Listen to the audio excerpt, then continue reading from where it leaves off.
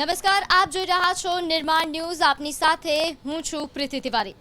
દર્શક મિત્રો, લોકસભા ચૂંટણી 2024 નોંધ્ય છે કે 16 માર્ચ કે જ્યારે આ ચૂંટણીની જાહેરાત થઈ, એ જાહેરાત બાદથી અત્યાર સુધીના આ દિવસો, આ 75 થી 80 દિવસનું જે એક સફર, જે એક જર્ની રહી, જેમાં એ નેતાઓ કે જે કદાચ છેલ્લા 5 વર્ષમાં દેખાયા પણ નહોતા, એ ઉમેદવારો, એ કાર્યકર્તાઓ જે કદાચ છેલ્લા 5 વર્ષમાં જનતા વચ્ચે ન દેખાયા, પરંતુ આ 75 થી 80 દિવસની અંદર જે પ્રચાર કર્યો અને જે રીતે એક માહોલ ચૂંટણીનો સર્જાયો, એ વચ્ચે હવે આજે એ જે પુરુષાર્થ હતો આ 80 દિવસનો, એ પુરુષાર્થનું પરિણામ આવી રહ્યું છે. હવે કયા ઉમેદવારનું, કયા નેતાનો પુરુષાર્થ પ્રારબ્ધ સુધી પહોંચે છે, તે જાણવાનો આજે આ દિવસ છે.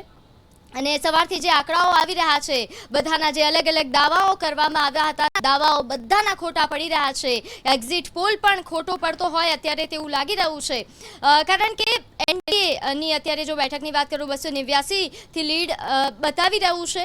ભાજપ દ્વારા જે દાવાઓ કરવામાં આવી રહ્યું હતું કે અબકી બાર 400 પાર, તેનાથી તો ઘણું દૂર છે. પછી છેલ્લે 370 પર આવ્યા, તો એનાથી પણ અત્યારે આ આંકડાઓ ઘણા દૂર દેખાઈ રહ્યા છે. બીજી તરફ કોંગ્રેસની વાત કરીએ તો રાહુલ ગાંધી દ્વારા કહેવામાં આવ્યું હતું કે 295, તેનાથી પણ તેઓ દૂર જ છે, કારણ કે અત્યારે 236 આંકડાઓ જે છે તે દેખાઈ રહ્યા છે. ત્યારે ચર્ચા કરવી છે ખાસ કરીને જે પુરુષાર્થ છે તે હવે કોણ પ્રારબ્ધ સુધી પહોંચશે તેના પર વાત કરીશું. હાલ મારી સાથે પેનલમાં જે મહેમાનો છે તેમના વિશે આપને જણાવી દઉં. મારી સાથે છે રાજુ શુક્લા, કે જેઓ ભાજપથી નેતા છે, સાથે સાથે વિરમભાઈ દેસાઈ કોંગ્રેસથી નેતા છે, સાથે મારી સાથે જાણીતા એવા રાજકીય વિશ્લેષક મયંકભાઈ વ્યાસ અને જાણીતા એવા સામાજિક કાર્યકર્તા ઋત્વિકબેન પટેલ છે.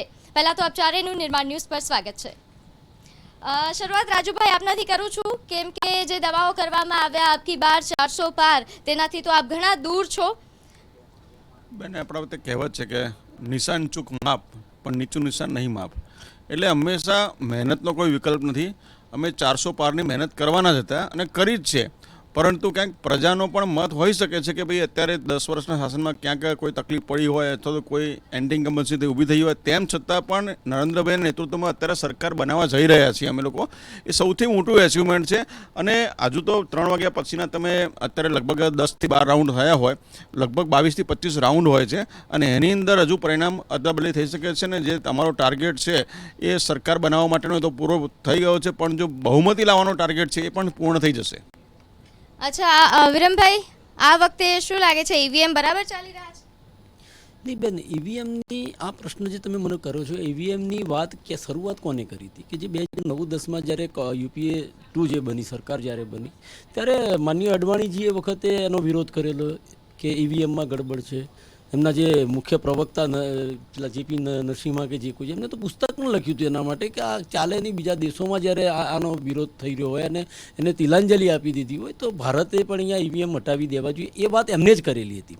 હવે રહી વાત ઈવીએમના, કોંગ્રેસના કોઈ પણ નેતાએ આ ઈવીએમની બાબતની ક્યારેય કોઈ વાત કરી નથી. પ્રજામાંથી ઉઠતો પ્રશ્ન છે. પ્રજામાં તમે જુઓ કે માહોલ એવો હોય છે કે જ્યારે આપણે ગુજરાત સરકાર જ્યારે વિધાનસભાનું અહીંયા ચૂંટણી 2022માં થઈ, જે 156 જે બેઠકો એ લોકોએ મેળવી ભારતીય જનતા પાર્ટીએ, ત્યારે લોકોના માનવામાં નહોતો હતો ને પબ્લિકમાંથી અવાજ ઉઠેલો છે કે ભાઈ આ ઈવીએમ સેટિંગ સિવાય આ શક્ય નથી. કોંગ્રેસના ક્યારેક કોઈ દિગ્ગજ નેતાએ ક્યારે આવી વાત કરી હોય તો મને લાભ સંભળાવો. એટલે ઈવીએમની વાત હું તમને એટલા માટે આમાં કે શરૂઆત જે ભારતીય જનતા પાર્ટીએ કરેલી છે. અને બીજી વસ્તુ કે જે અત્યારે પરિણામો જે દેખાઈ રહ્યા છે, એ અમે અમારા મનની વાત નહીં, પણ અમે પ્રજાના મનની વાતો સાંભળી છે. જેમ કે ભારત જોડો યાત્રા, જે 4200 કિલોમીટરની જે ભારત જોડો યાત્રા રાહુલ ગાંધીજીએ કન્યાકુમારીથી જે કાશ્મીર વચ્ચે કાઢી, લોકોની વચ્ચે જે ગયા, લોકોના સાથે સંવાદ થયો, લોકોની પીડા હતી અને સાંભળી, એ પીડાને વાચા આપવાનું કામ એ કોંગ્રેસ પાર્ટીએ એના મેનિફેસ્ટોમાં એનો સમાવેશ કર્યો. એ જે ભારત જોડો ન્યાય યાત્રા જે છેલ્લે મણિપુરથી જે મુંબઈ સુધીની અમે કાઢી, તો એમાં લોકોની અવાજ, જે લોકોની પરિસ્થિતિ જે હતી, એ પરિસ્થિતિને સાંભળી, એમની જે તકલીફો હતી એને વાચા આપવાનું અમે એ મેનિફેસ્ટોમાં એનો સમાવેશ કર્યો. જેમ કે એ અગ્નિવીર યોજનાની વાત હોય, મહિલા સશક્તિકરણની વાત હોય. અમે ગુલમાંગો નથી ફેંકતા કે ભાઈ મહિલા સશક્તિકરણની વાત કરી, અમે મહિલા અનામત લાવીશું, પણ એ ક્યારે, તો કે 2029માં. એટલે જે વાતો છે ભવિષ્યની, જે ભવિષ્ય વેતાઓ એવી રીતની જેમની વાતો હતી, જ્યારે જમીની હકીકત એ છે કે ભૂતકાળની અંદર જ્યારે કોંગ્રેસની સરકાર બની હોય, હું તમને બહુ દૂર નહીં લઈ જાઉં, પણ 2004થી 2009 અને 2014 સુધીની જે બે વખતની યુપીએ શાસન જે રહ્યું, એમાં જે અમે નક્કર પરિણામો જે જોઈતા હતા, જે પ્રજા વચ્ચે રહીને અમે જે વાત કરી હતી, તો NFS જે અત્યારે આપણા પ્રધાનમંત્રી શ્રી જાહેર મંચ ઉપરથી જે અત્યારે જેની ગુલમાંગો ફેંકે છે, ગર્વ લઈ રહ્યા છે કે અમે 80 કરોડ લોકોને અમે મફતે અનાજ આપીએ છીએ, 5 કિલો અનાજ 80 કરોડ, તો તમે કયો વિકાસ સાધ્યો છે? હવે એ જે 80 કિલો, જે 80 કરોડ લોકોને જે અનાજ 5 કિલો તમે આપી રહ્યા છો, તો એ યુપીએ શાસનમાં જે NFS જે નેશનલ ફૂડ સિક્યોરિટી એક્ટ જે બન્યું હતું, તો એના અંતર્ગત તમે આપી રહ્યા છો. એટલે એનો મતલબ એ છે કે તમે ગરીબી રેખા નીચે તો લોકોને લાવી દીધા છે. 5 કિલો અનાજ સરકારી અનાજ ઉપર એને જીવતા કરી નાખ્યા. એટલે વિકાસ કયો કર્યો? આ બે મોઢાની જે વાતો એ લોકો કરે છે. એનાથી આગળ જો વાત કરીએ તો અગ્નિવીર યોજના, જે 4 વર્ષ માટે તમે જે 18-19 વર્ષનો થાય બાળક, પોતાનો દીકરો થયો અને કમાતો થશે, તમે 4 વર્ષમાં તેને રિટાયર્ડ કરી નાખો છો પાછું. અને એ અગ્નિવીર એ સરહદ ઉપર લડતા ક્યાંક આતંકવાદીની ગોળીનો ભોગ બને, એ તો એને શહીદનો દરજ્જો પણ આપવામાં નથી આવતો. એટલે જ્યાં બેરોજગારી, જે છેલ્લા 45 વર્ષમાં જે સૌથી બેરોજગારીનો દર જો વધ્યો હોય, તો એ આમના શાસનમાં વધ્યો છે. 205 લાખ કરોડનું તમે દેવું આ દેશ ઉપર કરી નાખ્યું છે, જે પાછલા 60 વર્ષના શાસનમાં, કોંગ્રેસ શાસનમાં 55 લાખ કરોડ સુધીનું દેવું જે હતું, એ તમે 2 લાખને, અને એની સામે જે અસ્કયામતો જે સરકાર દ્વારા જે પબ્લિક સેક્ટરો જે ઊભા કરવામાં આવ્યા હતા, તો એ બધી તમે મિલકતો તો વેચી મારી છે. તમે બધું ખાનગીકરણ કરી નાખ્યું નથી. તમે પગાર, તમે અનામત પાટલા દરવાજેથી કાઢી નાખી છે, ખાનગીકરણ કરીને. લોકોનું શોષણ થઈ રહ્યું છે. લોકો બેરોજગારીના ખપ્પરમાં ઉમાઈ રહ્યા છે. યુવાનો પોતાના પેપર લીક તમારા શાસનમાં થાય છે. મહિલા સુરક્ષિત નથી તમારા શાસનમાં. તમે એ મણિપુરની વાત કરો, દિલ્હીમાં વાત કરીએ, આપણી જે મહિલા ખેલાડીઓ જેના માટે આપણે ગૌરવ લઈએ છીએ, દેશને ગૌરવ જેમને અપાવ્યું છે, એમના ઉપર અત્યાચાર થતો હોય અને પ્રધાનમંત્રી એનો મહિલાનો મ ના બોલે. હા, મુખ્ય મુદ્દાઓ હતા બેરોજગારી, મોંઘવારી.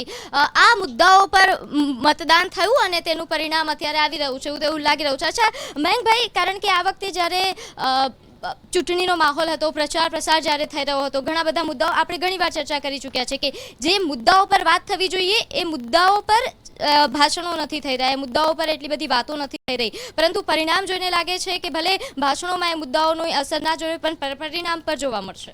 પરિણામ પર અસર અચૂક જ જોવા મળે છે. આખી એ ચૂંટણી પ્રક્રિયાનો પ્રારંભ અબકી બાર 400 પારથી થયો. પછી એમાં 5 લાખની લીડ ઉમેરી કે 5 લાખની લીડ આવશે. પછીથી રામ મંદિરનો મુદ્દો એવું હતું કે રામ મંદિરના મુદ્દાનો બાઉન્સ બરાબર આવશે. પછીથી કોમન સિવિલ કોડવાળી વાત, CAA વાળી વાત, અને એની સાથે સાથે જે બીજા બધા મુદ્દાઓ જે આ રીતે જે ઉપસ્થિત કરવામાં આવ્યા, અને એના થકી મતદારો વધારે પ્રભાવિત થશે એવા પ્રકારની જે ગણતરી હતી એ ગણતરી ખોટી પડવા માંડી. પહેલાં ચરણનું મતદાન થયું, બીજા ચરણનું મતદાન થયું, 2 ચરણના મતદાન થયા ત્યાં સુધીમાં ખૂબ જ પાંગળું મતદાન થયું. એવું ધાર્યું નહોતું એટલું ઓછું મતદાન થયું. ગરમીનો વાંક બધા કાઢે છે, પરંતુ લોકોની વિમુખતા જોવા મળી. બીજી તરફ ઇન્ડી ગઠબંધન દ્વારા બેરોજગારી, પછીથી આર્થિક અસમાનતા, ભ્રષ્ટાચાર, આવા બધા મુદ્દા ઉપર જે વાત કરવામાં આવી એ લોકોમાં સ્વીકૃત થવા માંડી. હવે એ સ્વીકૃત થવા માંડી એટલે ભારતીય જનતા પાર્ટી અને NDAની નેતાગીરીએ થોડુંક સિચ્યુએશન બદલી, થોડુંક વિષયાંતર કર્યો અને એમ કરીને બીજા બધા મુદ્દાઓ લાવવા માંડ્યા. એ પેલા મુદ્દા થોડાક પાછા જવા માંડ્યા. અબકી બાર 400 પાર તો બુમરેંગ થાય એવી પરિસ્થિતિ થઈ ગઈ અને એ એકદમ વધારે પડતી રીતે બહાર આવી ગયેલો મુદ્દો સૌને લાગ્યો. નો ડાઉટ નેતાગીરીએ કન્ફેશન કર્યું કે ભાઈ કાર્યકર્તાઓનું મોરલ બુસ્ટઅપ કરવાને માટે અમારે આવા મુદ્દા રાખવા જ પડતા હોય છે અને એનાથી કાર્યકર્તાઓનું મોરલ બુસ્ટઅપ થયું. પરંતુ જે રીતે નેતાગીરી એવી કેફમાં રહી કે બહુ વાંધો નહીં આવે, મતદારો વિરુદ્ધમાં નહોતા, પરંતુ ઘણા બધા મતદારોને એવું જ હતું. અત્યાર સુધીની સ્થિતિએ, આજે જે સવારથી જે રુઝાન શરૂ થઈ ત્યાં સુધીની સ્થિતિએ સૌને એવું હતું કે ભાઈ આવશે તો ભાજપ જ. હું વોટ આપવા નહીં જઉં તો કંઈ ભાજપ નહીં આવે એવું નહીં બને. પેલી અકબર બિલબરની પેલી વાર્તા છે ને કે ભાઈ એક કુંડની અંદર દૂધ લોટો ભરીને દરેક માણસે નાખવું, તો પેલો કે હું 1 લોટો ભરીને પાણી નાખીશ તો શું વાંધો આવશે. પછી બીજાએ એવું વિચાર્યું, ત્રીજાએ એવું વિચાર્યું, આ એવું થયું જાણે, એટલે કે વોટ આપવા લોકો ઓછા ગયા. બીજું કે ભારતીય જનતા પાર્ટીના લોકલ લેવલે પણ કાર્યકર્તાઓમાં જબરજસ્ત અસંતોષ, બહારથી આયાતી ઉમેદવારો, આયાતી નેતાઓ જે બધા આવ્યા, પક્ષ પલટુઓ, એને ટિકિટ આપવામાં આવી. એટલે અત્યાર સુધીની ચૂંટણીમાં, એટલે કે આપણે 2000 લોકસભાની જ વાત કરીએ કે 2014 અને 2019 એ બેની ચૂંટણીની અંદર ભારતીય જનતા પાર્ટીના કાર્યકર્તાઓ મતદારોને મતકેન્દ્ર સુધી લઈ જવા માટે જેટલા ઉત્સાહી હતા ને એવા આ વખતે જોવા ન મળ્યા. મતદારો જે હતા એ ભાજપના કમિટેડ મતદારો હતા, એ એવા પ્રકારના મતદારો રહ્યા કે મારે ભાજપ સિવાય કોઈને વોટ આપવો નથી, હું વોટ નહીં આપું તો કંઈ વાંધો નહીં, પણ હું કોંગ્રેસને વોટ નહીં આપું, એવા પણ ઘણા મતદારો મતદાનથી વિમુખ રહ્યા. એને કારણે સમગ્ર દેશમાં મતદાન ઘણું પાંગળું ઓછું થયું. બાકી હતું તે મે મહિનાની ગરમીમાં દર વખતની લોકસભાની ચૂંટણી માથે મારવામાં આવે છે. બધા રાજકીય પક્ષોએ અને ચૂંટણી પંચને બધાએ ભેગા થઈને કરવું જોઈએ કે ભાઈ રસ્તો કાઢો કે દર વખતે મે મહિનામાં ના આવે. આ પલળેલા કુકડા જેવા બધા કાર્યકર્તાઓ થઈ જાય છે, લોકોને જવું પણ મુશ્કેલી પડે છે. કેવી હાલતમાં બિચારા, એવી આમ મજબૂરી છે, શું કરો હવે. આમાં પેજ પ્રમુખની વાત અને બધું બિચારા ક્યાં જાય. અને એ એટલે બધા મુદ્દા, મારો કહેવાનો મતલબ ભેગું થયું. એનાથી આગળ જઈને સહેજ વાત સહેજ લંબાઈ જશે, પણ એક મુદ્દો હું ઉલ્લેખ કરી દઉં કે અરવિંદ કેજરીવાલને જેલમાં પૂર્યા ને એ એનડીએની જાણે બહુ મોટી ભૂલ જેવું થઈ ગયું લાગ્યું. કારણ કે તે પહેલાં ઇન્ડી ગઠબંધનને વધારે સંગઠિત એટલું નહોતું જેટલું અરવિંદ કેજરીવાલને જેલમાં પૂર્યા પછી થયું. કારણ કે શરૂઆતની બેઠકો જે બધું ચાલ્યું એની અંદરથી ગઠબંધનમાંથી નીકળી જવાનું પહેલું પગલું મમતા બેનર્જી અને અરવિંદ કેજરીવાલ બે જણા ગઠબંધનમાંથી નીકળી ગયા હતા. હવે આ શીખબર ઈડીના બધું પેટ ચોરીને શું એવું ઊભું થયું. હવે તો નસીબ હશે પ્રજાના કે આવા બધા રુઝાન અને આવા બધા પરિણામો આવશે. અને હવે 295 પહોંચ્યા છે, પહેલાં 230 સુધી પહોંચ્યા છે. હવે જોઈએ ક્યાં સુધી 5-10 બેઠકો આમ તેમ થઈ શકે છે. પરંતુ જે કંઈ છે એ સશક્ત સરકાર, વધારેમાં વધારે બહુમતવાળી સરકાર, વધારે સ્થિર મજબૂત સરકાર આવે એ લોકશાહીને માટે અને ભારતના ભવિષ્યને માટે જરૂરી છે. થોડી સખડખરવાળી આવે તો જે કંઈ નિર્ણયો ભારતના અર્થતંત્રની તરફેણમાં અને ભવિષ્યને માટેના વિકાસના તરફેણમાં જે લેવાના છે એ ઓછા લઈ શકાશે. બાકી તમે જુઓ કે હમણાં બ્રિટનથી કેટલું સોનું મંગાવ્યું, એ ચૂંટણીના મતદાન પછી આવ્યું. 8.2 જીડીપી આવ્યો. એ આ બધું એમનેમ નથી. આ બધી 2014થી 2024 સુધીની કરેલી મહેનત તો છે જ, પણ હવે આ છીછરામાં બધા છે, કિનારે વાહન ડૂબાઈ ગયું એવી રીતે. અને ઓવર કોન્ફિડન્સ રહ્યો, અંદરના બધા કાર્યકર્તાઓની અસંતોષ રહ્યો. અને જે રીતના ગુજરાતની વાત કરીએ તો ગુજરાતમાં તો ભાજપનો ગઢ એવો છે કે એક સીટ જાય ને તો પણ નાક કપાયું કહેવાય. પેલા શિવાજીની પેલી વાત તો ગઢ આલા પર સિંહ ગયેલા, એના જેવી વાત થશે કે હવે અત્યારે 2 બેઠકો ઉપર અત્યારે આપણે જે રુઝાન જોઈ રહ્યા છે, પાટણ અને ઉત્તર ગુજરાતની બનાસકાંઠાની બેઠક, એ બંને બેઠક ઉપર ભારતીય જનતા પાર્ટી પાછળ છે. હવે એક બેઠક પર પાછળ હોવું ને એ પણ ગુજરાતને માટે નાક કપાયા બરાબર છે. ઉત્તર ગુજરાત છે ને રાજકીય લેબોરેટરી છે, એ વર્ષોથી થયેલી આવેલી છે. તો એ સ્થિતિમાં આ બધી પરિસ્થિતિ જોતા છે ને એ ખરેખર બધાને માટે એક મનોમંથનનો અવસર આ મતદારોએ આપ્યો છે કે તમે અમને માનો છો એવા અમે મૂર્ખ નથી, પરંતુ બધાને માપમાં રાખવા જરૂર માગીએ છીએ. અને આપે જે ઊંચા તાપમાનની વાત કરી એને લઈને તો ચૂંટણી કમિશનરે પણ હમણાં સ્વીકાર્યું કે થોડીક વહેલા થઈ જવી જોઈતી હતી ચૂંટણી, અને હવે આગળથી કદાચ તેઓ ધ્યાન પણ રાખે. ઓવરઓલ અત્યારે જે સ્થિતિ છે, જયવંતભાઈ, લાગે છે કે બીજેપી ઓવર કોન્ફિડન્સમાં આવી ગઈ?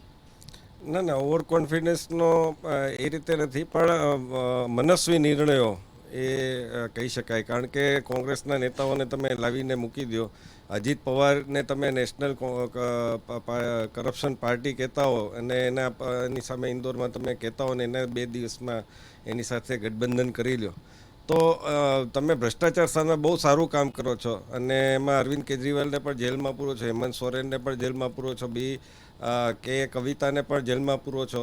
આ બધું જ બરાબર છે, પરંતુ તમારા સાથીદારો પણ એને પણ જોવું પડશે. રાજકોટમાં જે ભ્રષ્ટાચાર થયો એ પણ જોવું પડશે. એટલે હવે જે તમે તમારું હવે જનતાએ તમને એક તક આપી છે ફરીવાર, અને બહુ ઓછી તક આપતા હોય છે. હું તો એને બહુ મોટી સિદ્ધિ ગણું છું એક રીતે તો. કારણ કે નહેરુજી 3જી વાર વડાપ્રધાન બન્યા એ સમયના સંજોગો જુદા હતા. એ સમયે એકમાત્ર ને માત્ર કોંગ્રેસ જ હતી જેની પાસે સ્વતંત્રતાની આંદોલનની મૂડી હતી.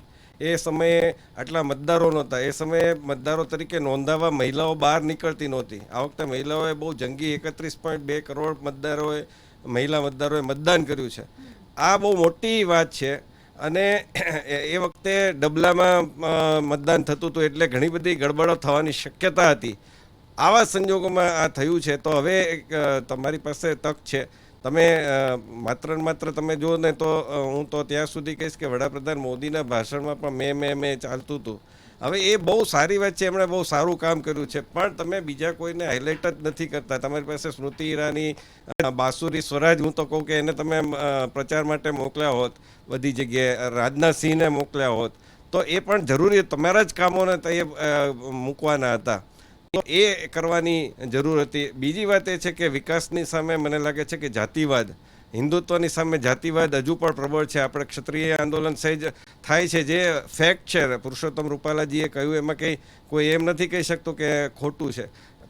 ઘણીવાર એને મહિલાનો મુદ્દો બનાવી દેવામાં આવ્યો. એ તો ફિલ્મોમાં તમે જુઓ તો કેટલું બધું એવું બતાવવામાં આવે છે કે ઠાકુર હોય છે એ હંમેશા મહિલા ઉપર જેને ઈચ્છે તે એને ઉપાડી જાય છે. અને ફિલ્મોમાં તો એની સામે તમારે ક્યારેય વાંધો ન આવ્યો.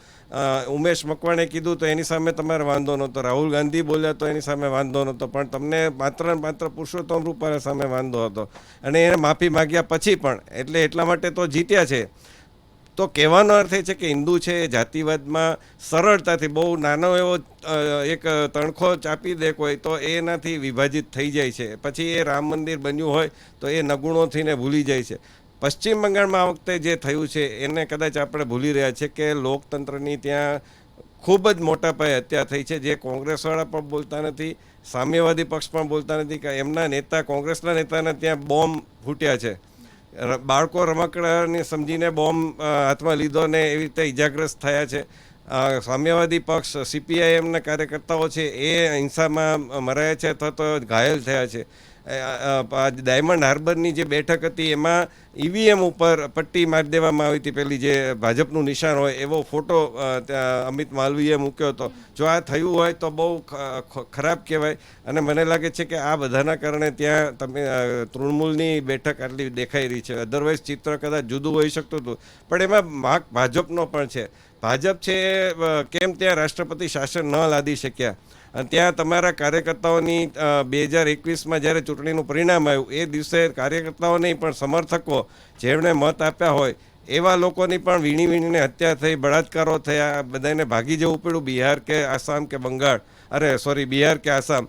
તો એ સમયે તમે રાષ્ટ્રપતિ શાસન લાદવાની તમારી પાસે ભરપૂર શક્યતા હતી, પણ તમે લાદ્યું નહીં તમારી ઇમેજ સારી રાખવા માટે કે અમે તો બહુ લોકતંત્રના પુરસ્કર્તા છીએ. પણ જ્યારે આ પ્રકારની સ્થિતિ હોય, એ કોઈ મમતા બેનર્જી ન હાઈકોર્ટનો આદેશ માનવા તૈયાર હોય, ન ત્યાં ઈડીની ટોળી ઉપર હુમલો થાય, CBIની સામે ધરણા ઉપર બેસી જાય પોતાના પોલીસ કમિશનરને બચાવવા માટે, તો જ્યાં લોકતંત્ર જેવું છે જ નહીં એ સંજોગોમાં તમારી બેઠકો આજે આટલી ઘટી ગઈ. નહીંતર આજે 300 ઉપર તો સરળતાથી ચાલી ગઈ હોત એવી સ્થિતિ થાત.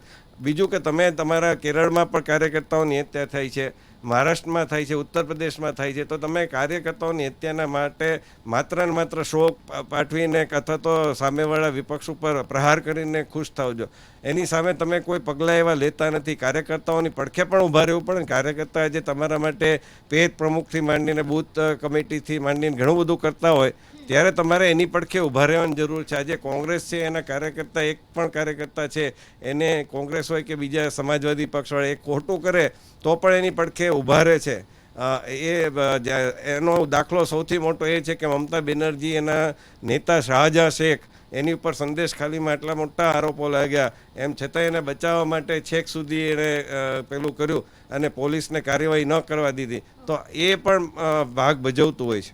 બિલકુલ. એટલે ઘણા બધા કારણો છે કે કારણ કે જે દાવાઓ હતા એ ખોટા પડી રહ્યા છે. અચ્છા, એ બધા વચ્ચે ઋત્વીબેન, યુવાઓનું અને મહિલાઓ, કારણ કે હમણાં જયવંતભાઈએ પણ વાત કરી કે મહિલા મતદારોએ આ વખતે વધારે વોટિંગ કર્યું છે, તો એમનું અત્યારે આ આંકડાઓ જોઈને શું લાગે છે? શું આશાઓ હતી, શું આશાઓ ફળીભૂત થશે? પરિણામ કેવી આશા પરિણામ સાચી વાત છે. આ વખતે અભિનંદન પાત્ર છે કે આટલા બધા યુવાઓએ ને આટલી બધી મહિલાઓએ બહાર આવીને ગરમીના પ્રશ્ન અને અનેક પ્રશ્નો હોવા છતાંય મતદાન કર્યું છે. પણ બેન, અત્યારે આપણે જોઈ શકીએ છીએ એ પ્રમાણે અત્યારના આ જે રૂઝાનો છે એ પ્રમાણે કોઈ પણ એક્ઝિટ પોલ એક્ઝેક્ટ નહોતો અને કોઈ પણ સર્વે સરવા નહોતો. અત્યારે આંકડાઓ કંઈક અલગ જ દેખાઈ રહ્યા છે. પણ આમ જોવા જઈએ તો બેન, સ્પષ્ટપણે દેખાઈ રહ્યું છે કે આજના યુવાઓએ કોઈની કંઠી બાંધી નથી. એમને તો પોતાના જે પ્રશ્નો છે, પોતાની જે વાતો છે, પોતાના જે મુદ્દા છે, કોઈ પણ પક્ષ કે પાર્ટીની આપણે અત્યારે વાત, હું તો તટસ્થ છું ને કોઈની વાત કરતી નથી, પણ એ જોઈએ અત્યારે સ્પષ્ટપણે જોઈ શકાય છે કે લોકોએ ભલે ગમે તેટલું પાર્ટીઓએ વિષયાંતર કરવાનો, મુદ્દાઓમાં પણ કંઈક અલગ અલગ લોલીપોપ આપવાનો પ્રયત્ન બધા પક્ષોએ કર્યો છે, પણ લોકોને તો છેલ્લે એમણે પોતાનું જ જોયું છે. જેમ દમયંતીને છળવા છે ને અનેક નળ રાજા બનીને આવ્યા હતા, પણ છેલ્લે તો દમયંતીએ સાચા નળને ઓળખીને પોતાની વરમાળા પહેરાવી. એ પ્રમાણે આ વખતે જનતાએ અને ખાસ કરીને મહિલાઓ અને યુવાઓએ પોતાના પ્રશ્નો, પોતાની વાતો કે જેમાં બેરોજગારી આવી ગઈ, પોતાના ખેડૂતોને લગતા પ્રશ્નો આવી ગયા, મહિલાઓના પોતાના અંગત પ્રશ્નો આવી ગયા, શિક્ષણને લગતા પ્રશ્નો આવી ગયા. અને બેન, આ બધા મુદ્દાઓની જ્યારે વાત થાય તો એ વાત પણ સ્વાભાવિકપણે સ્વીકારવાની રહી કે જ્યારે પણ અત્યારે આપણે રૂઝાન પ્રમાણે જોઈ રહ્યા છીએ કે એનડીએ પોતાની સરકાર બનાવવા જઈ રહી છે. ભારતીય જનતા પાર્ટીને સરકાર બનાવવા માટે સાથી પક્ષોનો વિશ્વાસ અત્યારે તો લેવો જ પડશે, પણ ભવિષ્યમાં પણ મોટા નિર્ણયો કરવા માટે, મજબૂત નિર્ણયો કરવા માટે સાથી પક્ષોને સાથે લઈને જ ચાલવું પડશે. એટલે એ વાત બરાબર છે. પણ જનતાનો જે લોકોના જે મુદ્દાઓની ને મેં આપને વાત કરી કે લોકો સ્પષ્ટપણે પોતાને જે તે ઉમેદવાર જે યોગ્ય લાગ્યો છે, જે તે જગ્યાએ પોતાના મુદ્દાઓને સ્પર્શતી વાત જેણે કરી છે એની તરફ વધારે ઢળતા જણાઈ રહ્યા છે. અને ગુજરાતીમાં એક બહુ મીઠો શબ્દ છે બેન, તુલ્યબળ. તુલ્યબળ એટલે બરાબરનું બળ કહી શકાય, કાંટાની ટક્કર કહી શકાય. તો જ્યારે લોકશાહીની વાત આવે ને બેન, તો લોકશાહી એ કોઈ બંધારણમાં લખાયેલી કે કાયદાઓથી ચાલતી કે ચોપડીના સિદ્ધાંતો પર ચાલતી એ વસ્તુ નથી. લોકશાહી તો પરંપરાથી ચાલતી વસ્તુ છે. અને આપણે ભારતના રાજકારણમાં પરંપરાઓ જોઈએ જ શકીએ છીએ કે 52માં, 57માં અને 62માં નહેરુજી 3 વાર વડાપ્રધાન બન્યા હતા, પણ 62માં નહેરુજીની પણ ઘણી સીટને બહુ મોટો ફટકો લાગ્યો હતો. એમ અત્યારે જ્યારે સતત ત્રીજી વાર એનડીએ સરકાર બનાવવા જઈ રહી છે ત્યારે એન્ટી ઇન્કમ્બન્સી અને પોતાના જનતાને લગતા પ્રશ્નો, જનતા ફરિયાદ કોને કરે, પ્રશ્નોનો એમને નારાજગી કોનાથી હોય તો જેણે રાજ કર્યું છે એનાથી નારાજગી હોય, પ્રશ્નોનાથી ફરિયાદ એમને જેણે શાસન કર્યું છે એમનાથી હોય. એટલે એ ક્યાંક ને ક્યાંક જોવા મળી રહ્યું છે બેન. પણ તુલ્યબળ છે.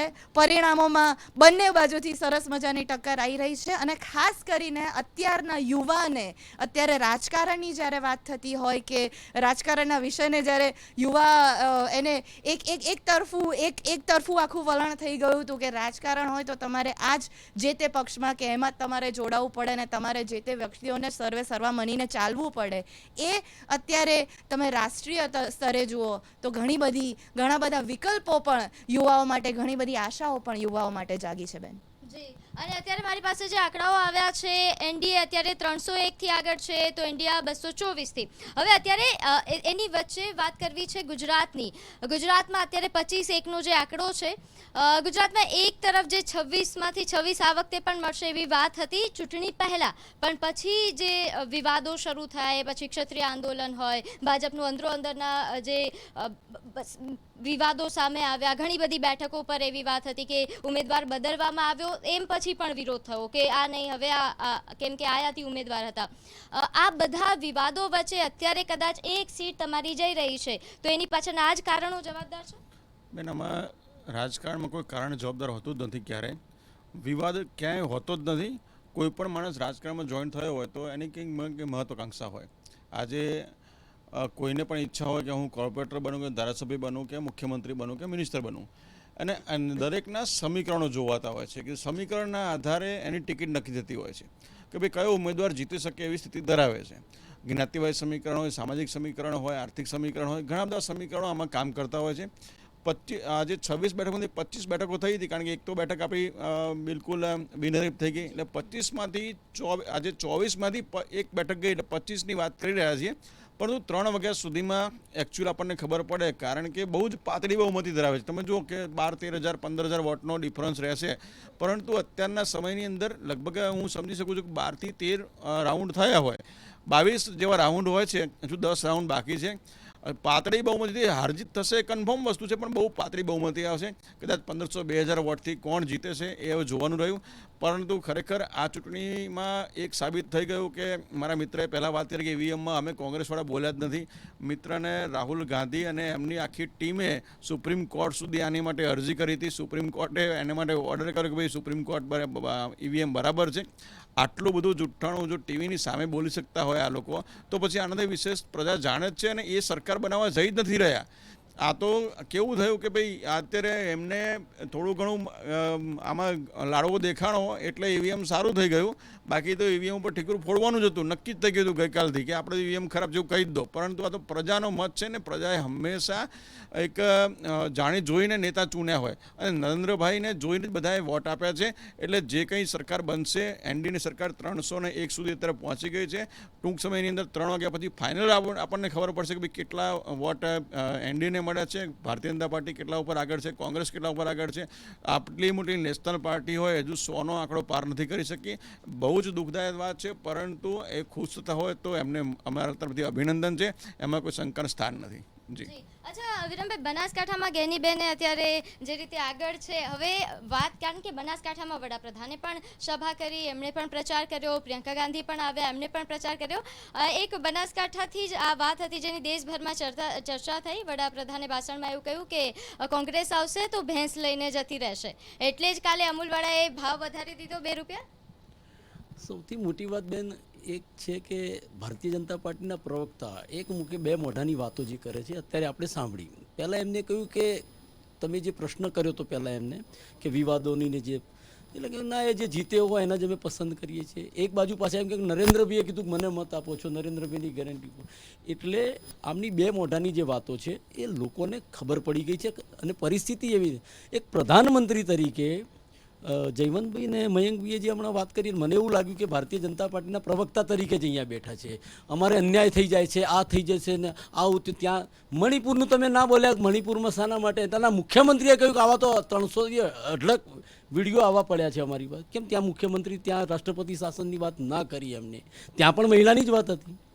તમે બ્રિજભૂષણે જ્યારે આપણને ગૌરવ અપાવતી મહિલાઓ જ્યારે ત્યાં ધરણા કરી રહી હતી, એમને પોલીસ દંડા મારી અને ઢસડી રહી હતી રોડ ઉપર, ત્યાં તમે રાષ્ટ્રપતિ શાસનની કેમ વાત ના કરી? ત્યાં એક આજે બ્રિજભૂષણનો દીકરો આજે લોકોને કચડીને જતો રહે છે, ત્યાં તમે રાષ્ટ્રપતિ શાસનની વાત નથી કરતા. ત્યાં છૂટો. એટલે ક્યાંક તમે રાજકીય વિશ્લેષક તરીકે આવ્યા તો તમારે તટસ્થ વાત કરવી જોઈએ. જે ઋત્વીબેને છે, જેમ ઋત્વીબેને હમણાં વાત કરી કે એ તટસ્થતાની વાત છે, તટસ્થતાની વાત છે, તટસ્થતાની વાત છે.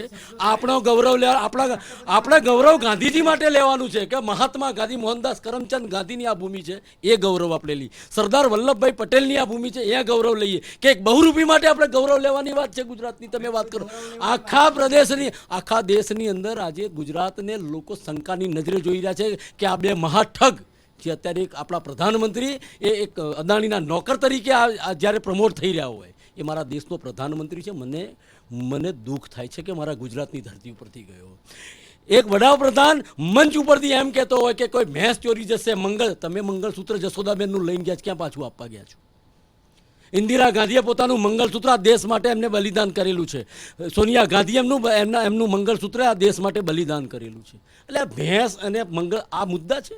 કોંગ્રેસ મુદ્દા સાથે જ આ ચૂંટણી આખી લડી છે. એમને જે મેનિફેસ્ટોમાં જે મેં અગાઉ જે વાત કરી એમ કે રાહુલ ગાંધી આખા દેશનો જે પ્રવાસ કર્યો, પબ્લિકની વચ્ચે જે નહીં પોતાના મનની વાત ઠોકી બેસાડવાની, રેડિયો પર આવીને મારા મનની વાત સાંભળો. અલ્યા ભાઈ, તમે તમારી પત્નીના નથી થયા, તમે શું દેશના થવાના છો? લોકોના મંગળસૂત્ર ચોરવાની તમે વાત કરો. તમે પોતે તમારી પત્નીનું મંગળસૂત્ર ચોરી ગયા છો. એમના ભાઈનું જાહેરમાં નિવેદન છે કે ઘરમાંથી દાગીના ચોરીને ભાઈ. હવે આવો માણસ મારા દેશનો વડાપ્રધાનને ગૌરવ લેવાની ક્યાં વાત છે આમાં?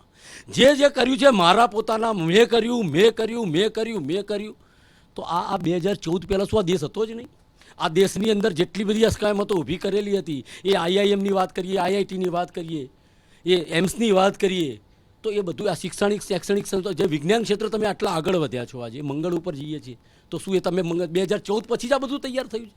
એટલે ક્યાંક ને ક્યાંક અભિમાન, અહંકાર અને જે રીતે હું તમને એક બીજી ભગવાન રામની હમણાં જે વાત થઈ, રામ મંદિર બનાવી દીધું, એટલે રામ મંદિર બનાવવા માટેના તમે તમારા ઘરમાં પૂજા રાખો છો તો એનો તમારા સમાજનો કે તમારા જે બી મહંત હોય તો આપણે બ્રાહ્મણને બોલાવીને એની વિધિ જે થતી હોય છે એ કરતા હોઈએ છીએ.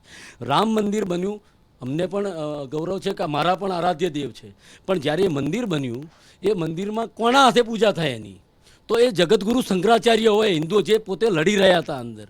તમે મંદિર બનાવ્યું છે, કેમ અધ્યાદેશ ન લાવી શક્યા? તમે તમારી જોડે સ્પષ્ટ બહુમતી હતી, અધ્યાદેશ લાવીને તમે મંદિર બનાવ્યું, તો તમે કહ્યું તો તમે બનાવ્યું હોત. તમે માત્ર ઇવેન્ટો કરી, બહુરૂપીની જેમ તમે કપડાં બદલીને ક્યાંક વિવેકાનંદ રોકમાં જઈને બેસી જાઓ છો. કેમેરા જેવી માણસ 32 કેમેરા લઈને અંદર જાય, આવો બહુરૂપી માણસ અમારા દેશનો. મને એમ થાય છે, મને આજે અપમાન લાગી રહ્યું છે કે મને આ ગુજરાતનો માણસ એ મને મારું શરમથી માથું ઝૂકી જાય છે. આવો બહુરૂપી માણસ, એક અદાણીની નોકરી કરતો માણસ, અદાણીનો નોકર તરીકે એક વડાપ્રધાનની સીટ ઉપર બેઠેલો માણસ એ આખા દેશને બરબાદ કરી રહ્યો છે. 80 કરોડ લોકો ગરીબ રેખા નીચે આવી ગયા, એ તો એ સ્વીકારે છે, અમે નથી કહેતા ને. એ જાતે પ્રધાનમંત્રી સ્વીકારે છે કે અમે 80 કરોડ લોકોને, મેં 80 કરોડ લોકો કો, અને પછી નાટક એમનું જે ચહેરા ઉપરનું એનું જે પેલું એક અભિનય સમ્રાટ જેને કહે કે આપણે અમિતાભ બચ્ચનનું આપણે પિક્ચર જોતા હોઈએ અને એમને તમને ત્રાદ્રશ્ય લાગે કે એવો લોકશાહીના મંદિરમાં બેઠો એમ કહેતો હોય એક અકેલા. આ ભાષા છે પ્રધાનમંત્રીની, આ દેશના પ્રધાનમંત્રીની ભાષા છે. તમે 140 કરોડ જનતાનું તમે પ્રતિનિધિત્વ કરી રહ્યા છો, તમે વિશ્વની અને વિશ્વ સામે તમને બોલાવતું હોય છે તો એ તમને ભારતના પ્રધાનમંત્રી તરીકે તમને ત્યાં ઇન્વાઇટ કરે છે. નહીં કે નરેન્દ્રભાઈ મોદી, દામોદરદાસ મોદી એમના જે કોંગ્રેસની જે યોજનાઓ હતી એને લઈને એમને ભણાવી શક્યા. જો કોંગ્રેસે તાનાશાહી કરી હોત આ નરેન્દ્રભાઈ જેવી, તો નરેન્દ્રભાઈ આજે વડાપ્રધાને ના બન્યા હોત ને મુખ્યમંત્રી પણ ના બન્યા હોત. અહીંયા એ લોકશાહીને જીવંત રાખવાની વાત એ રાહુલજીએ વાત કરી, રામની જે વાત કરી, હું વચ્ચેથી થોડો ડાયવર્ટ થયો. રામની વાત, રામનું આચરણ તમે કરો છો. ભગવાન રામે સત્તા મળતી હતી એમને તો પોતાના પિતાના વચન માટે થઈને એમને 14 વર્ષનો વનવાસ ભોગ્યો, સત્તાને ઠોકર મારી દીધી, એમને કોઈ રોકવાવાળું નહોતું. એ જ વસ્તુ તમને હું 2004માં કહું કે સોનિયા ગાંધી માટે સાથી પક્ષોએ કહ્યું હતું કે તમે વડાપ્રધાન બનો, સોનિયાજીએ ના પાડી દીધી. 2009માં મનમોહનસિંહજીએ એવું કહ્યું કે રાહુલજી આપ એક પોર્ટફોલિયો લઈ લો અથવા વડાપ્રધાનની, ત્યારે રાહુલજીએ પણ ના પાડી દીધી. અને એ વખત તો સમાચારોની હેડલાઇન બની હતી અખબારોની. અને સોનિયાજી એમને, રાહુલજી એમ કહ્યું, મને રૂમમાં બેસાડી માતા એવું કહ્યું કે સત્તા એક ઝેર છે, નશો છે, એનો નશો સારો નહીં. અને એને ગુમાવ્યા છે, એના બલિદાનો એમના. સોનિયાજી એમનો પતિ ગુમાવ્યો છે. 21મા સદી જે આધુનિક ભારતના ઘડવૈયા જેને કહીએ એ રાજીવજીને આપણને નુકસાન આજે પણ ભરપાઈ નથી થઈ શકતું. એને તમે દેશદ્રોહી તરીકે ને જેવા તેવા જુઠ્ઠાણા જે અંગ્રેજો સાથે મળી જે પેન્શન ખાતા હતા, પેન્શન લઈને જતા હતા, આ એની પેઢી આજે દેશભરમાં દેશભક્તોના સર્ટિફિકેટ વેચવા નીકળેલી છે. અને જયવંતભાઈ જેવા આવા લોકો જ આવીને બેસીને પછી એમ કે છે વાહવાહી કરે છે. શરમ આવે છે. જયવંતભાઈ મારા મિત્ર છે, સારી હું વ્યક્તિ તરીકે, પણ તમે આજે રાજકીય વિશ્લેષક તરીકે જ્યારે અહીંયા વિશ્લેષણ કરવા બેઠા છો ત્યારે માત્ર નરેન્દ્રભાઈ આપણા ગુજરાતના, કેમ ત્યાં આગળ બંગાળમાં તમે રાષ્ટ્રપતિ શાસન ના લાગ્યું, તમે ત્યાં કેમ ના કર્યું? મણિપુરનું તમે બોલ્યા તો મને આનંદ થયો હોત. તમે મારી ગૌરવ અપાવતી આ દેશને ગૌરવ આપતી મહિલાઓને જ્યારે રોડ ઉપર ઢસેડવામાં આવી ત્યારે તમે બોલ્યા હોત તો મને આનંદ થયો હોત. એટલે માત્ર ને માત્ર તમે લાભાર્થી તરીકે જ્યારે અહીં બેઠા છો અને ભારતીય જનતા પાર્ટીનો ખેસે પહેરી લેવો જોઈએ ને અહીં. એવું નથી જયવંતભાઈ, એના વિશે પણ ઘણીવાર ડિબેટમાં બોલ્યા જ છે. અચ્છા મયંકભાઈ, અત્યારે જે મુદ્દાઓની જી આ કોંગ્રેસની જે માનસિકતા છે ને કે ઇમરજન્સી વખતની કે તમે કહો એ પ્રમાણે બોલે તો જે તટસ્થ ગણાય. હવે સાંભળી લો, મેં તમને બહુ શાંતિથી વચ્ચે હવે ઇન્ટરપ્ટ નથી કર્યા. વિરમભાઈ, મેં તમને વચ્ચે ઇન્ટરપ્ટ નથી કર્યા. હવે મને તમે સાંભળી લો. તમે મારા સામે આવા આક્ષેપો કર્યા છે ને તો હવે તમે સાંભળી લો. હું ક્યારે ઉચ્ચ અવાજે નથી બોલતો, પણ હવે તમે આક્ષેપો કર્યા છે ને તો સાંભળી લો. મારી સામે તમે એક પણ રૂપિયો છે ભાજપમાંથી લીધો હોય તો મને પુરવાર કરી બતાવો તો હું તમે કયો એ કરવા તૈયાર છું. નહીં દુઃખ નહીં, તમે કયો એટલે મારે એ સ્ક્રિપ્ટ બનાવી. મેં આજે સંનિષ્ઠ વ્યક્તિ તમે કહો છો તો આવા આક્ષેપો કેમ કરો છો? આવા લાભાર્થીના આક્ષેપો કેમ કરો છો? તમે શું લાભ લીધો? પુરવાર કરીને બતાવો. તમે પુરવાર કરીને બતાવો. વિરમભાઈ સાંભળો. મારે બોલવાનું. તમે સ્ક્રીન આપો એ મારે બોલવાનું. તમે આક્ષેપ કર્યા છે વિરમભાઈ. તમે સ્ક્રીન આપો એ મારે બોલવાનું. આજ વાત છે કે હજી પણ તમે 223 ઉપર ક્યાં છો ને એમાં કોંગ્રેસની સ્થિતિ ક્યાં છે? એ સૈનિક જેને કારગિલમાં આપણને વિજય અપાયો હતો, એની ઠીક. પત્નીને જાહેરમાં લગ્ન ફેરવવામાં આવે અને ત્યાં રાષ્ટ્રપતિ શાસન, ઠીક. તમે મંગળ પહોંચી ગયા કેમ ઠીક છે, મણિપુર પણ ના તમે બોલ્યા? એમને લાભાર્થી કહે એવી ખોટું છે. આપણે તમે જે આક્ષેપ કર્યો એનો પણ જવાબ સાંભળીએ. પ્રીતિબેન, આ કોંગ્રેસની જે માનસિકતા છે એ સમજવાની જરૂર છે અને હજુ પણ જો હજી પણ બોલશે. 223 બેઠક ઉપર અટકી ગયા છે. 223 બેઠકમાં કોંગ્રેસની કેટલી બેઠક છે? કેટલા રાજ્યોમાં કોંગ્રેસનું ખાતું નથી ખોલ્યું? અબકી બાર 0 કે પાર, અબકી બાર 0 કે પાર. એનાથી તમે ખુશ છો કે એક બેઠક મળી ગઈ એનાથી ખુશ છો? તમે સત્તામાં નથી આવી રહ્યા. પશ્ચિમ બંગાળમાં 30 વર્ષથી તમે સત્તામાં નથી, 45 વર્ષથી. આંધ્રપ્રદેશમાં તમે સત્તામાં નથી, વાયએસઆર રેડ્ડી આવ્યા પછી. તમે મણિપુરમાં સત્તામાં નથી, તમે આસામમાં સત્તામાં નથી. આજ તમે અમને અટકાવો પ્રીતિબેન, તમે અમને અટકાવો, તમે અમને ઠીક અટકાવો. છે, પણ આપણે એમની વાતો સાંભળી લઈએ. તમે જે આક્ષેપ કર્યા છે એના જવાબ સાંભળી લો. વિરમભાઈને મેં હમણાં જ મેં કહ્યું કે નરેન્દ્ર મોદીએ મેં કર્યું એટલા માટે જ આટલી બેઠક ઓછી આવી છે. છતાં એમને એવું જોઈએ છે કે ના, તમે આ બોલો છો એ નહીં, પણ અમે કહીએ એ બોલો. હવે મણિપુરની વાત છે તો બે સમુદાય વચ્ચેનો પ્રશ્ન છે. પશ્ચિમ બંગાળમાં મેં કેટલા બધા ઉદાહરણ આપ્યા. લોકતંત્ર જો હજી પણ સાંભળવા તૈયાર નથી. નહીં, સાંભળવા તૈયાર નથી.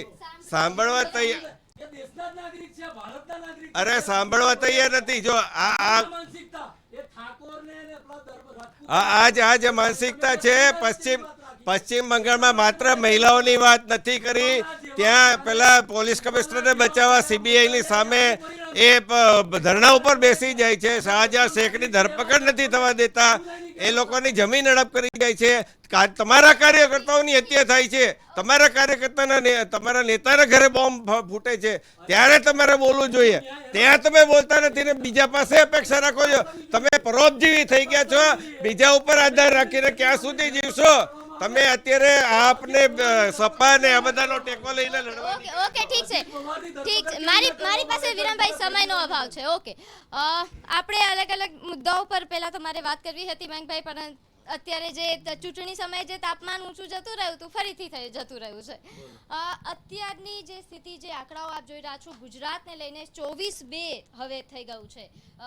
ગુજરાતની સ્થિતિ આ વખતે, કારણ કે કોંગ્રેસે પ્રચાર કર્યો ખૂબ સારી રીતે. ચૂંટણી પહેલા જે નથી દેખાતી કોંગ્રેસ, એ ચૂંટણી સમયે ખૂબ સારી એવી લડત ભાજપને આપી. સૌથી પહેલાં તો ભારતીય જનતા પાર્ટીએ અનેક બેઠકો ઉપર ઉમેદવારોની પસંદગીમાં બહુ મોટી થાપ ખાધી. એક વાત. એની સામે કોંગ્રેસે ચતુરાઈપૂર્વક અમુક બેઠકો ઉપર જે ચાવીરૂપ રીતે જે ઉમેદવારો મૂક્યા, એને કારણે લગભગ બધી જ બેઠકો ઉપર ગઈ 2 ચૂંટણીઓ કરતાં આ વખતની ચૂંટણીમાં જે કોઈ ભાજપના ઉમેદવાર જીતશે, જે ટ્રેન્ડ છે એ રીતે જોઈએ તો એ રીતે જોતાં લીડ બહુ મોટા પ્રમાણમાં ઘટશે. તમને હું નાનકડા ઉદાહરણ આપું કે વડોદરામાં ઉમેદવાર બદલ્યા, સાબરકાંઠામાં બદલ્યા. બનાસકાંઠાની અંદર ઠાકોર સમુદાયની સૌથી વધુ વસ્તી છે અને ચૌધરી સમુદાયની ઓછી વસ્તી છે. પરંતુ એ વગદાર ચૌધરી સમુદાય છે, એટલે એ જે રીતે ગણતરી હશે રાજકીય, એ રીતે ચૌધરી સમુદાયના ઉમેદવારને, મહિલા ઉમેદવારને ટિકિટ આપવામાં આવી. આ બાજુ સાબરકાંઠાની અંદર પણ કોંગ્રેસમાંથી 6 મહિના પહેલાં ભારતીય જનતા પાર્ટીમાં જોડાયેલા નેતાના ધર્મપત્નીને ટિકિટ આપવામાં આવી. જે ઠાકોર અને જે ડામોર, એની જે સરનેમની જે મગજમારી ચાલી, એ બાબત માટે પણ વિવાદ ઊભો થયો. હવે રહી વાત રૂપાલાવાળી વાત, તો રૂપાલા જે કંઈ બોલ્યા તે એ વિવાદ જબરજસ્ત થયો. અને બહુ મારું સ્પષ્ટ રીતે કહેવું છે, કોઈ પણ શબ્દો ચોર્યા વગર મારું કહેવું છે કે ભારતીય જનતા પાર્ટીના અંદરના તત્વોએ જ રૂપાલાના શબ્દોને ઉછાળ્યા. અમે મીડિયામાં કામ કરીએ છીએ. એ રૂપાલા બોલ્યા એના 2-3 દિવસ સુધી ઘણા બધાને એવો અહેસાસ નહોતો કે આ શું બોલ્યા અને શું છે, પરંતુ અંદરથી ઘરના ઘાતકીઓએ એ પ્રશ્નો ઉપસ્થિત કર્યા અને એને આખી વાતને હવા આપી. હું એવું કહું છું કે સામાજિક સમરસતા અને સાંસ્કૃતિક રાષ્ટ્રવાદની વાત થતી હોય ત્યાં આગળ કોઈ પણ ભોગે કોઈ એક સમુદાય, કોઈ એક વર્ગ સમાજનો એ પોતાને ઉપેક્ષિત હાલતમાં જુએ અને આવા પ્રકારનું મોટું આંદોલન કરવું પડે અને ઘરે ઘરે જઈને સમજાવવા પડે લોકોને કે આ ખોટી વસ્તુ છે. હું તો કહું આ લોકસભાની ચૂંટણીમાં જે કંઈ ઓછા જે માર્જિન છે ને એમાં ક્ષત્રિય આંદોલનના ફેક્ટરે પણ ઘણું મોટું કામ એટલા માટે કર્યું. ગંભીરતાપૂર્વક આપણે વિચાર કરીએ તો સમજાય એવું છે કે ક્ષત્રિય સમુદાયની સાથે ઠાકોર સમુદાય પણ અંદર, ક્ષત્રિય ઠાકોર સમુદાય પણ અંદર ભળેલો છે. કારણ કે એ બધા પણ ભેગા છેવટે તો બધાને એ મોટિવેટ કરી શકાયા છે. અને રૂપાલાની સામે જે પડ્યું, હવે રૂપાલાને છેવટ સુધી ચૂંટણી લડવાની એ થઈ. નેતાગીરીએ જે પ્રકારનું સ્ટેન્ડ લીધું, રાજકોટની અંદર જે રાજકોટની બેઠક છે એ રાજકોટના જ્ઞાતિવાર જે સમીકરણ છે એ રીતે જોઈએ તો ભલે એ રૂપાલા ચૂંટાઈ જશે, પરંતુ બીજા તમામ બેઠકો ઉપર ઇવન પડોશના રાજસ્થાન, મધ્યપ્રદેશ અને હું તો કહું ખાસ તો ઉત્તર પ્રદેશની અંદર પણ આ ક્ષત્રિયવાળો મુદ્દો જરૂર જ ગાજ્યો છે.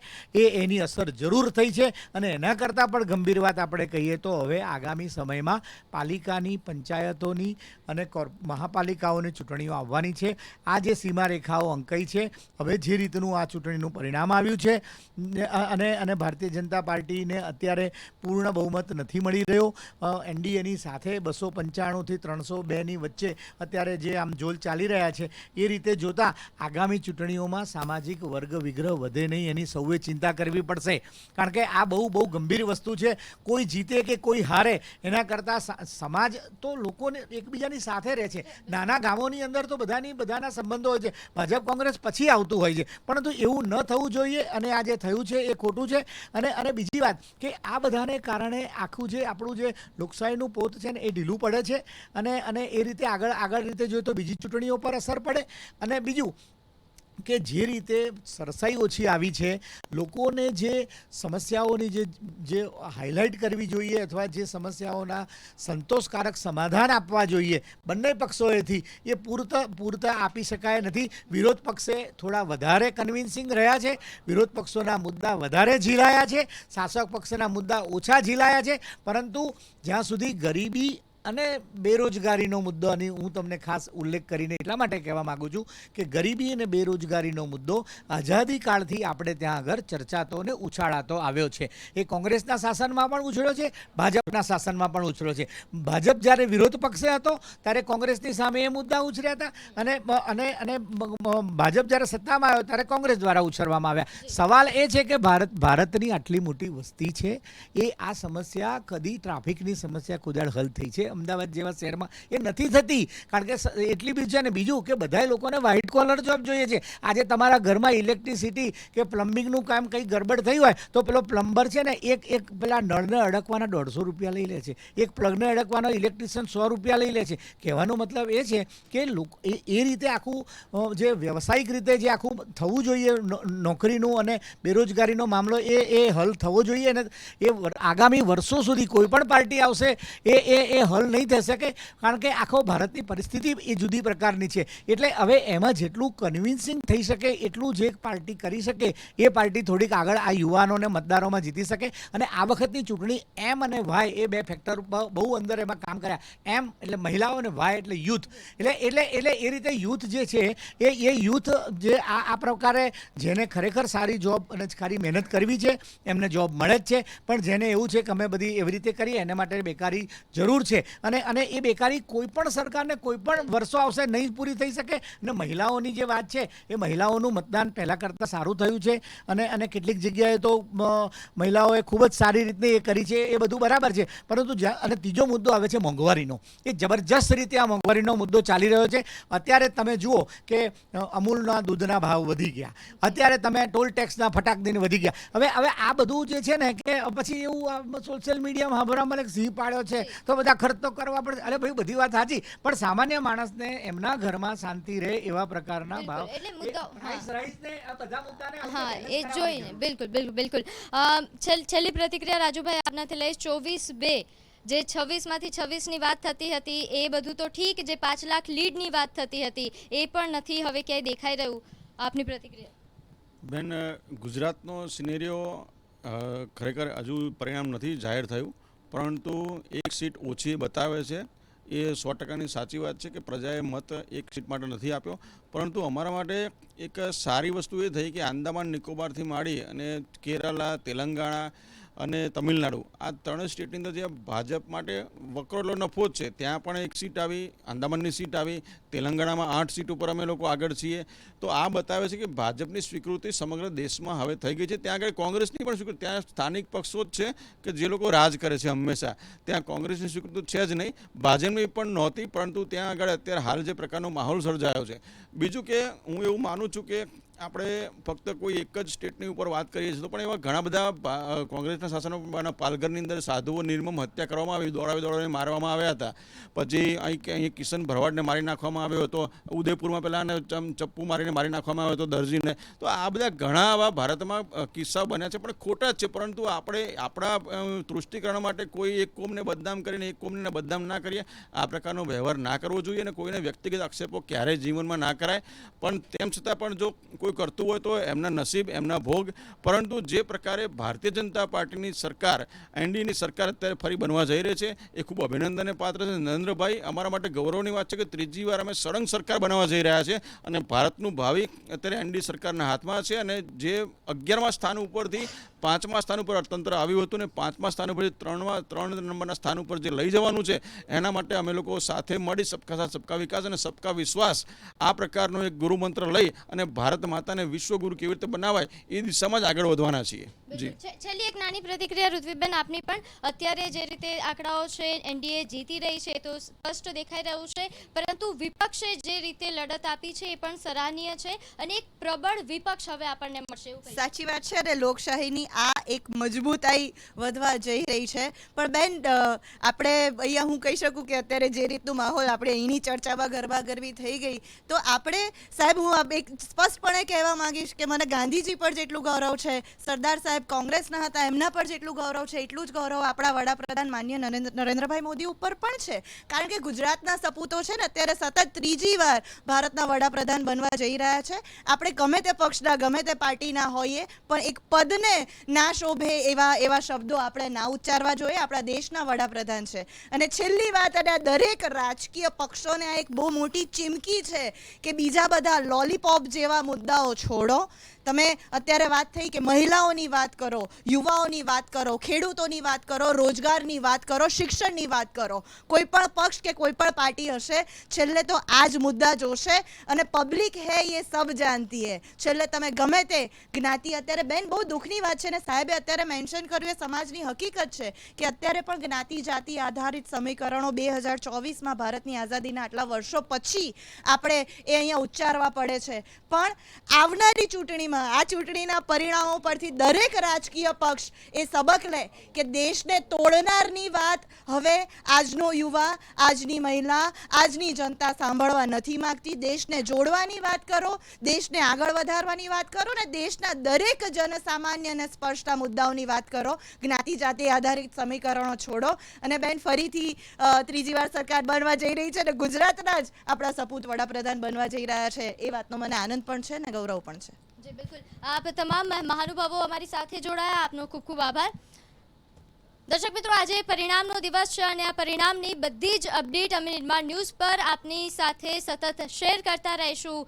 નોંધનીય છે કે હાલનો જે આંકડો આવ્યો છે તેમાં ખાસ જો વાત કરીએ, અત્યારે 301થી એનડીએ લીડમાં છે, તો ઇન્ડિયા પાસે પણ 224 નો જે આંકડો છે. હવે મારા સહયોગી તનુ ખટીક આગળ નિર્માણ ન્યૂઝથી આપની સાથે જોડાશે, તમામ અપડેટ વિશે જાણકારી આપશે.